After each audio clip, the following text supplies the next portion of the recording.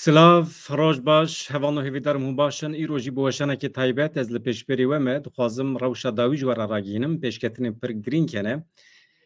Êvarê jî ez ê hol bidim bi hevalê me siyasetmedar şîroveger Ramezan Kerîm re rewşa dawî guftûgû bikim, nîqaş bikim ka İsraîlê bi kîjan armancî êrişê ser İranê kir, gelo ew şerê bixwîn şerê ku dikare qedera rojhata navîn biguherîne gelo dest pê kir yan hê dest pê nekiriye. Mesela me ev e. Ew şerê ku herkes li bendê ye. Şerê ku dewleta Tirkiye jê ditirse. Ew şerê ku ji ber wê sedemê dewleta Tirkiye niha hewl dide bi Kurdan re tifaqekî çê bike, nava xwe bi hêz bike, tifaqa xwe yan navxweyî bi hêz bike bi gotinê wan dibêjim. Hemî armanc sedem ev e. Niha hevalên hêja. Berî ku em derbasî analîzên siyasî bibin ew bernameyekê cuda ye ez ê bi Ramezan Kerîm re êvarê çê bikim.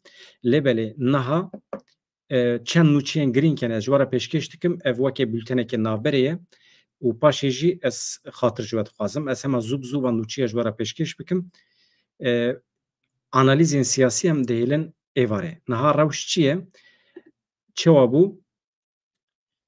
Pêşî em biçin İranê şerê di navbera İsraîl û İranê de medya fermî ya Sûriye ragihand ku İsraîlê li navberas û başûrê Sûriye çend baregehên askerî bombebaran kiriye. Lê sîstema parastinê ya artêşa Sûriye bersiv daye êrişên İsraîlê li aliyê din çavkaniyê xwe cihî dan zanîn ku İsraîlê êrişê derdora Şam, Hems û Swêdayê kiriye. Îro danê sibê jî saet derdora Sisiya bû li Tehranê dengê çend teqînên bi ciwar hat. Artêşa İsraîlê ragihand ku hêzê wan êrişê çend baregehên leşkerî yên İranê kirine. Yani tê femkirin ku İsraîlê di aynî demê de hem êrişên ser Sûriye kiriye û hem jî êrişê ser İranê kiriye. Artêşa İsraîlê piştî êrişê ragihand ku bombebarana baregehên leşkerî û kargehên mûşekan ên İranê bi dawî bîye balafirên wan ên şer vegeriyane İsraîlê ser baregehên xwe. Niha ev gelo destpêka şer e em ê êvarê bi Ramezan Kerîm re guftûgû bidin dest pê kirin. Ez şîrovî wî merex dikim ew çavdêrekî başê rojhata navîn e. Em binêrin niha em derbasî meseleyên Tirkiye bibin ka siyasetmedarên Tirkiye çi dibêjin Özgür Özel'e, Devlet Bahçeli'ye, Tayyip Erdoğan'e û her wiha siyasetmedarê me ê Bakurê Kurdistanê mesela îro ez ê behsa Mesûd tek bikim. Daxuyanî wî jî gelekî balkêş e di derheqê Devlet Bahçeli'de di derheqê hêza PKK'de gelekî girîng e. Serokê CHP Özgür Özel diyar kir ku pêwîst nake rêberê PKK Abdullah Öcalan here parlamentoyê li ser kursiyê parlamentoyê biaxife. Çi dibêje? Özgür Özel çû ciyê teqîn lê pêkatibû ew saziya Tusaşê ku li wê derê teqîn pêkatibû çû ziyaret kir. Piştî ziyaretê bersiv da pirsên rojnamegeran. Her wiha li ser pêvajoyê jî axivî Özgür Özel li ser gotinên MHP Devlet Bahçeli çi got dibêjin Özgür Özel soza dewletê da ye. Beriya wê ez dibêjim werin em vî welatî bikin welatekî ku 86 milyon mirov xwe hemwalatî wî hîs dikin. Yani dewleta Tirkiye ez pêşniyazê Kurdan dikim dibêje. Ez ji we re pêşniyaz dikim ku hûn bibin xwediyê dewletê. Dewleta Komara Tirkiye da ku bibe welatê 86 milyon kesî helwesta min dibe pir zelal e ê fehm dikim bila fehm bikin. Ez piştgiriyê didim çekdanînê tabî şer raweste em aştî dixwazin dibêje. Serokê CHP Partiya Yekem ya Tirkiye gelekî girîng e gotinên wê.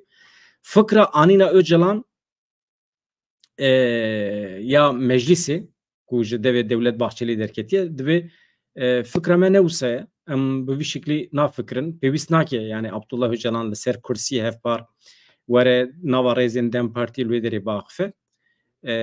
Eger derfet imkan were dayîn Öcalan ciyê ku lê ye ya jî ciyekî din dikare biaxife. Televîzyon dikarin naqlen bawekî zindî weşanê jî bidin ya jî ji bandê.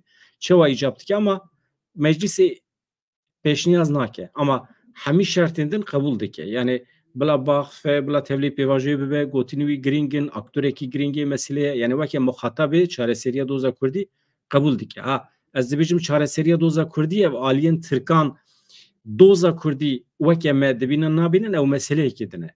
Gelo heqeten dixwazin meseleya Kurd û Kurdistanê çareser bikin ew meseleyekê din e. Ama vê gavê qet nebe PKK na lêbelê Abdullah Öcalan weke muxatab qebûl dikin. İşte tabii PKK jî bersiva xwe da êrişa li ser Tusaşê ez jî heme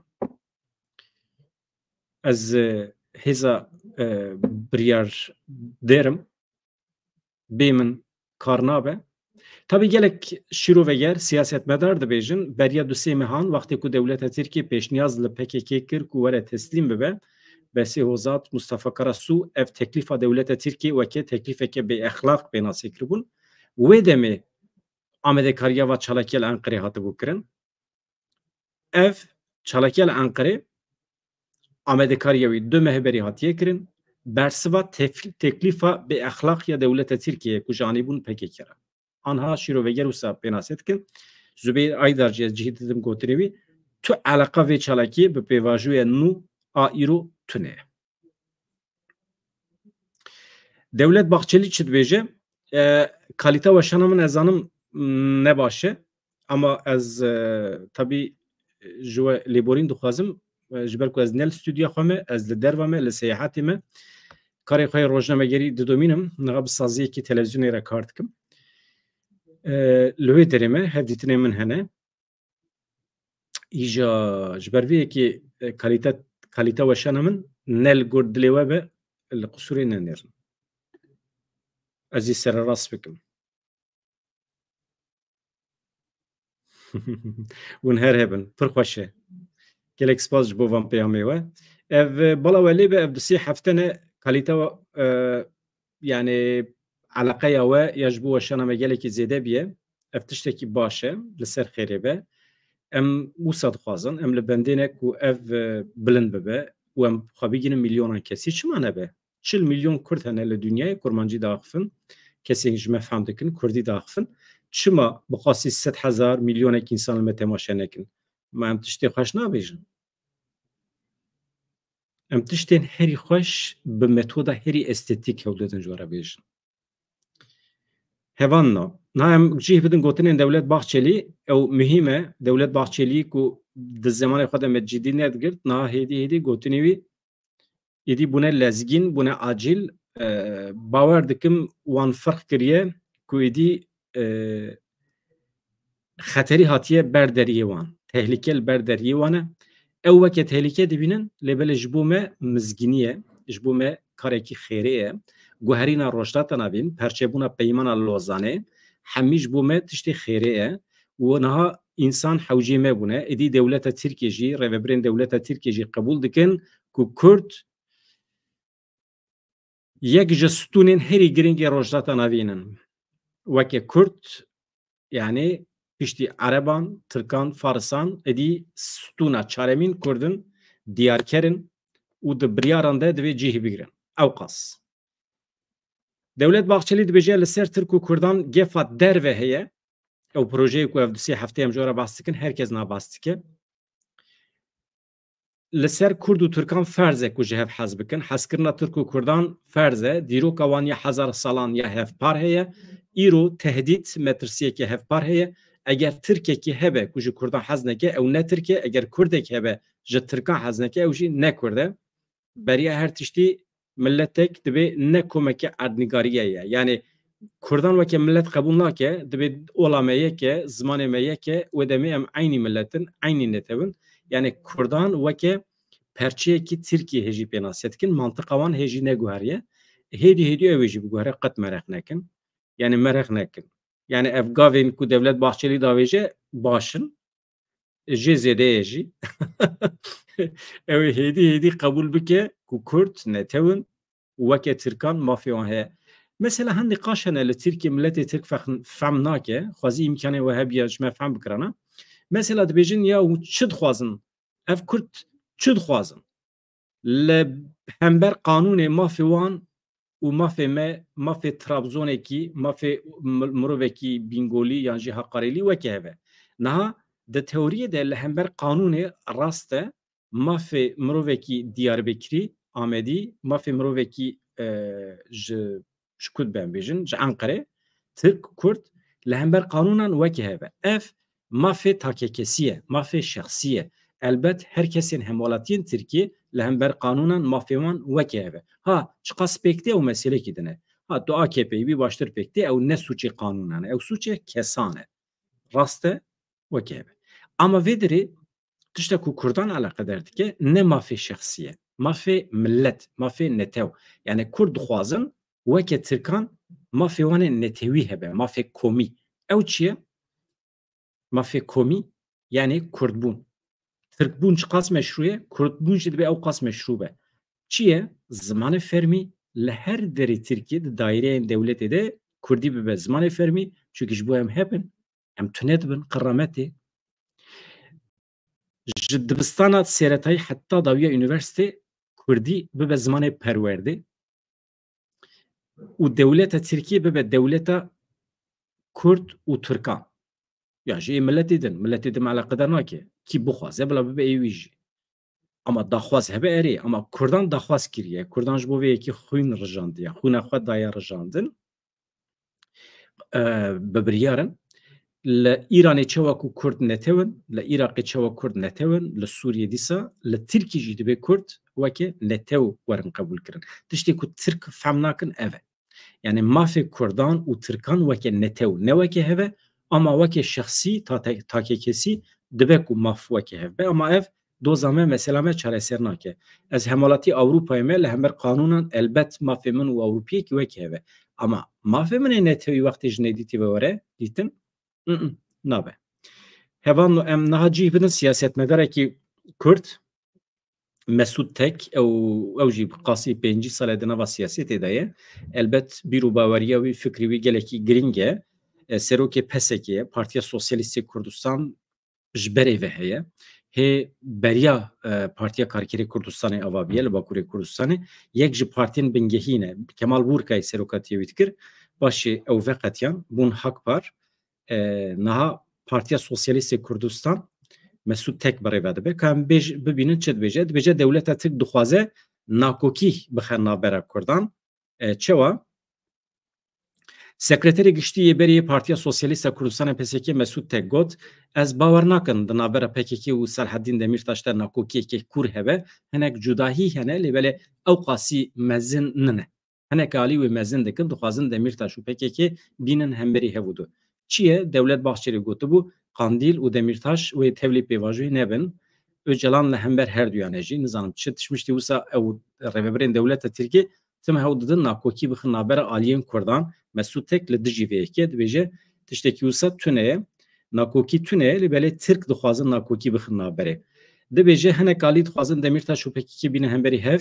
Ez bawer nakim di navbera PKK û Demirtaş de nakokiyekê kûr hebe. Hinek cudahî hene lê belê nemezinin. İran naxwaze ev pêvajo bi pêşkeve û pêvajoya li Tirkiye. İran çima naxwaze? Du tiştên İranê hene. Yek, İran dixwaze li rojdatna navîn korîdora şiî pêk bîne. Türkiye li hember vê korîdorê ye. Nakokiya wan heye. Yek li ser korîdora şiî nakokî di navbera İran û Tirkiyeyê de heye. AK Parti bi İxwanil Müslümîn re ye. Ew jî bi şiyan re nakokin yani İxwanê Müslümîn, Müslüman kardeşler AKP tamamen piştgirî dide. Lê belê nakokiya İxwanê Müslümîn bi şiyan re heye. İran û Tirkiye li ser vê yekê jî carekî din di nava nakokiyê de ne. Ya din jî projeya rêya bi pêşveçûnê ye. İran li dijî vê projeyê. Nizanim projeyekê heye dewleta Tirkiye dixwaze bi welatên Ewropî re bi pêş bixe ji kendavê ber bi Ewropayê ve diçe.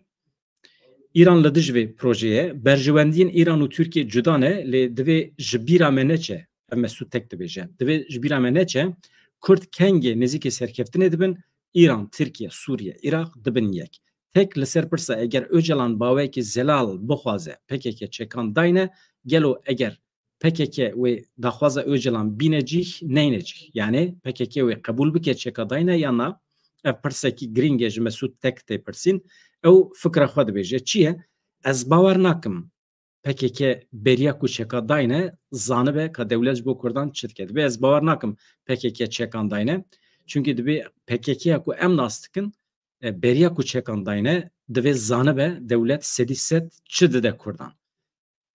û sebebê wî jî dibêje dibe Partiya Karkerên Kurdistanê îro pir bihêz e. Dema ku bihêz be çima çeka dayne. PKK îro li Rojavayê Kurdistanê desilat e. Axa wan heye. Hêzên wan ên çekdar hene. PKK li Sûriyê li rojdata navîn hêzeke bi bandor e dibêje Mesûd Tek. Dewlet wê li beraberî çekdanînê çi bide Kurdan? Ez bawer nakim ku heta ev zelal nebe PKK çeka dayne yan jî şer rawestîne. Divê dewleta Tirkiye jî destê xwe êdî veke eşkere bike zû bigire divê meselede çawa çareseriyekê peyda bike divê êdî destê xwe zû bigire bike ve nava hewldanên ciddî. Ka paragrafekê din jî bixwînim di derbarê gotinên Mesûd Tekte mühim e. Mesûdê cîhne de gotinên wî derbarê gotinên Dewlet Bahçelî de çi dibêje Mesûd Tek. Bahçelî yekem kes bû li dijî pêvajoya berê derdiket. Ew pêvajo wekî xiyanet binav dikir lê îro ji bo vê pêvajoyê derdikeve pêş. Bi baweriya min ji bo dewleta Tirk pêwîst dike ev pêvajo dest pê bike çünkü Türkiye hem li herêmê hem li dervê welat û hem jî li hundir ketiye nava tengasiyekê mezin qeyrana aborî, krîza aborî gîştiye heddê dawiyê beadaletî, tundî, kuştina jinan gîştiye heddê dawiyê. Dewleta Tirkiyeyê dî fehm kiriye ku eger İsrail êrişê Îranê bike dibe ew ê êrişî bike hevsengiya li rojhilata navîn wê têk biçe de hevsengiyekê nû çê bibe. Yani dengeyekî nû ê çê bibe. Tirkiye jî dixwaze destê xwe zexm bike, qewîm bike ji bo vê jî dixwaze bi Kurdan re dest bi pêvajoyekê nû bike. Lê sedem çi dibe bila bibe eger pêvajoyekî dest pê bike ev ê berjewendiyên Kurdan dibe. Divê em ji niha ve li dij dernekevin.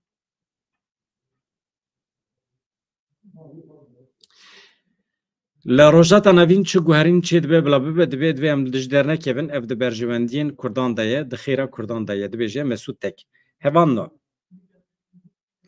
ev mühim e encama êrişên ser Rojavayê Kurdistanê heye ez wî jî ji we re pêşkêş bikim zanim piştî êrişa meşhûr ya li Enqerê dewleta Tirkiye bi balafiran êrişê ser Rojavayê Kurdistanê kir.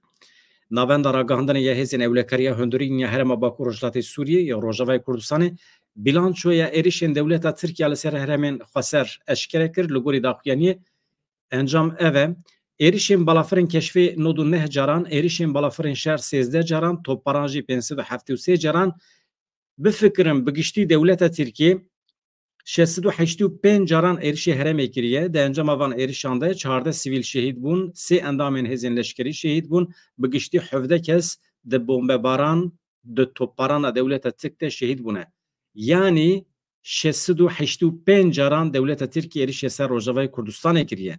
48 kes birîndar bûne bi tevahî hêzên me dibêje li ser erka xwe di xizmeta gel dane xebatên ji bo avakirin û belavkirina îstiqrarê parastina pêwîst gengazê welhasil niha daxuyaniya Mazlûm Abdî heye ev gelekî giring e çünkü bahsa bersivdayînê dike eger Rojavayê Kurdistanê hêzên Qesedê bersiv bidin dewleta Tirkiye wê çi bibe wê şarekî nû çê bibe li rojhilata navîn eger saha hewayî were girtin jalî Amerîkiyan ve hêzên Qesedê niha gelekî bi hêzin heqeten dikarin zora artêşa Tirkiye bibin.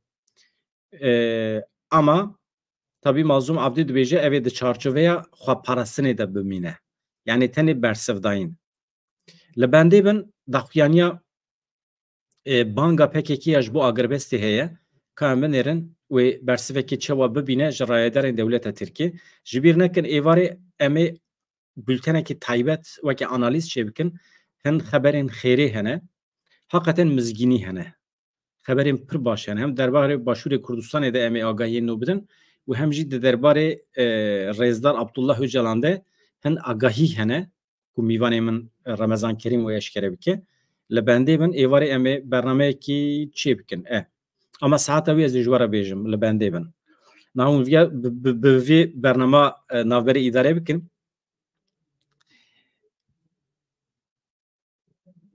Em ê wisa Fermandarê giştiyê hêzên Sûriya Demokratîk Qesedê Mazlûm Abdê diyar kir ku eger êriş berdewam bikin wê bersiv bidin êrişên dewleta Tirkiye. Tirkiye li Rojavayê Kurdistanê êrişê santralên elektrîkê, gaz, petrolê, benzînxaneyan, êrişê ser nexweşxaneyan, depoya genim, êrişên ser holên dawetê, navendên tenduristiyê dike.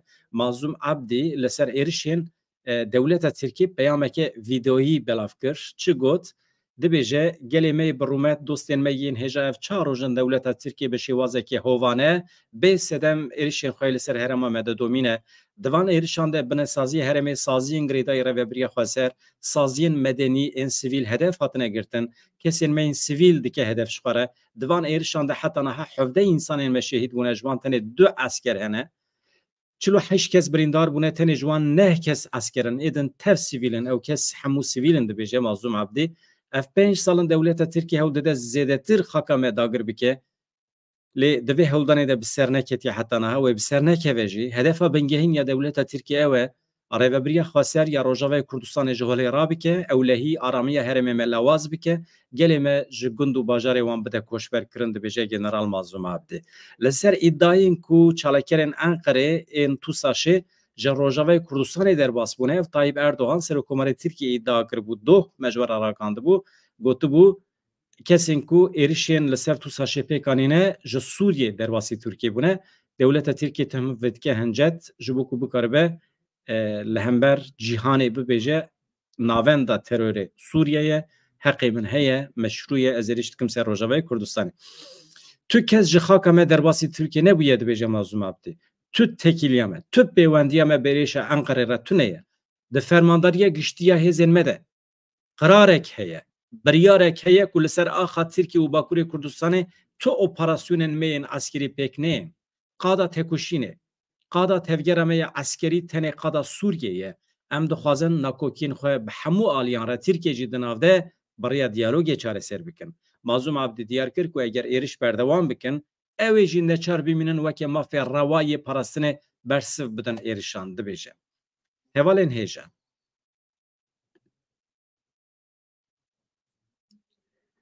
Ji rêveberên kecekê Zubeyr Aydar banga agirbesta dualî kir. Endamê Konseya Rêvebera Kecekê Zubeyr Aydar li ser êrişa Tûsaşê ya Enqerê li ser pêvajoya nû ya çareseriya xifî Aydar got tu eleqa êrişa Tûsaşê bi nîqaşên pêvajoya çareseriyê re tune ye. Gelek rexne hatibûn, yani gotibûn çima tam di dema pêvajoyê de ku rayedarên dewleta Tirkiye hewl didin niyeta xwe ya baş beyan bikin, çima çalakî pêkte. Ji ber vê yekê Zubeyr Aydar dibêje eleqa vê çalakî bi îro re tune ye. Ev 5 ta hatiye amedekirin wisa bersiv dide. Aydar dibêje tu pêwendiya êrişa li Tûsaşê bi nîqaşên pêvajoya çareserî re tune ye. Da zanîn heta roja êrişê jî li ser pêvajoyê tu peyam ji wan re neçûne. Diyar kir ku bi rêberê PKK Abdullah Öcalan ra jî tu hevdîtin heta wê demê pêk nehatibûn. Doh jî hin şîroveger dibêjin rast e agirbest tune ye di navbera her du aliyan de. Dewleta Tirk êrişên xwe ên li ser Rojavayê Kurdistanê didomîne. Li ser Başûrê Kurdistanê herêmên parastinê yên medya êrişê xwe didomîne. PKK jî di nava çalakiyan de ye. Çalakiyê xwe li her derê dikare pêk bîne. Ji ber ku di aliya nava her du aliyan de şerek heye. Eleqa pêvajoyê pê tune. Yani agirbest îlan nehatiye îlan kirin, her du aliyan fikrê xwe beyan nekirine, tiştek tune ama şer devam dike. Yani çima wextê ku dewleta Tirkiye êriş dike bi sedan caran kes nabêje wa dewleta Tirkiye pêvajo xirab kir, wa dewleta Tirkiye zirar dide pêvajoyê. Ama çima aliyê Kurda yek çalakiyekî piçûk jî pêk tîne wa provokasyona zirar dide pêvajoyê. Hûn ji min bipirsin, ez ji her du aliya jî tu jara şer şiddet naxwazim. Ew meseleyekî din e.